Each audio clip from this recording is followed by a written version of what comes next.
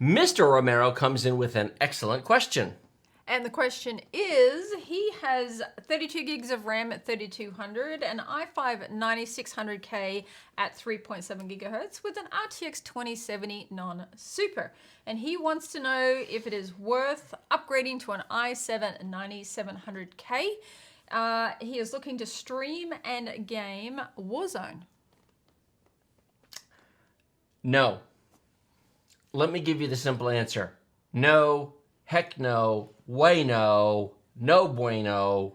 That's a big fat negative Ghost Rider on that flyby. For those of you who don't have every chip memorized, the i5-9600K is a 6-core, 6-thread chip with no hyperthreading. The i7-9700K is an 8-core, 8-thread chip with no hyperthreading.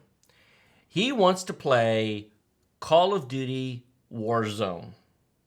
Multiplayer online, either multiplayer, battle royale, or anything related to multiplayer and Call of Duty. He wants to go from 6 cores to 8 cores, but not add hyperthreading.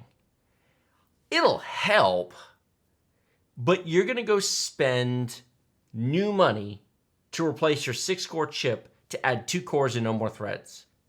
That is a huge, colossal waste of money.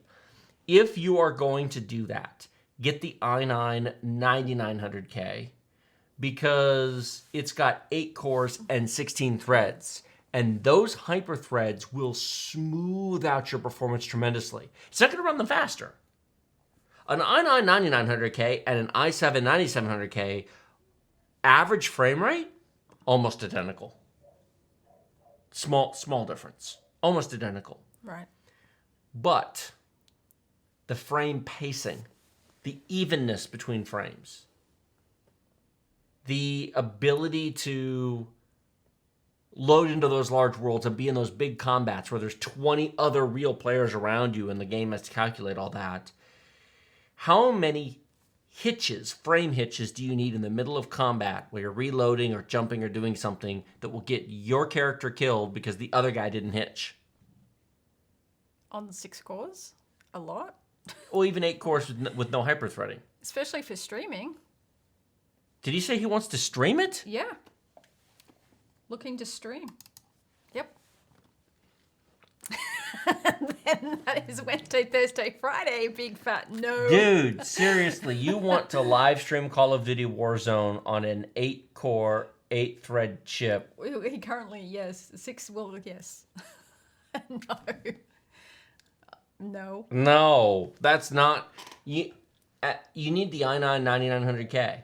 Now, that's currently $100 more than the i7-9700K. Correct. That's just what it costs to do it properly. Look on the bright side. When you eventually go to sell that chip, the 9900K will be worth more than the 9700K, so you'll get half of it back. So your real net cost is maybe $50 in the long run, in terms of value at the end, assuming you sell your chips. So, I mean, it is what it is. It's just, I really don't like the 9700K. It's not that it's terrible, but especially for that use case. Yeah, that's not the right tool for the job. That's an excellent way of putting it. You can plow a field using a small plow. A fork?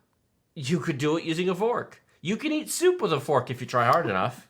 Eventually, you'll get it all. Eventually. But just get a spoon, dude. It's a better tool. Exactly. Okay.